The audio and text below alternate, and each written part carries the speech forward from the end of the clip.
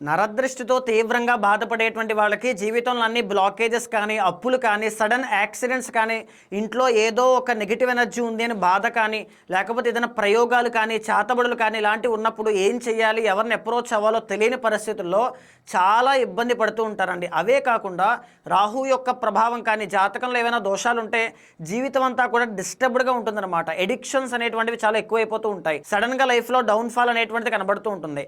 అలాంటి వాళ్ళు ప్రతి ఒక్కరూ కూడా జూన్ 15వ తారీఖున అమావాస్య అండి, చాలా గొప్ప తిథి. ఆ రోజునే రవి సంక్రమణం కూడా జరుగుతోంది.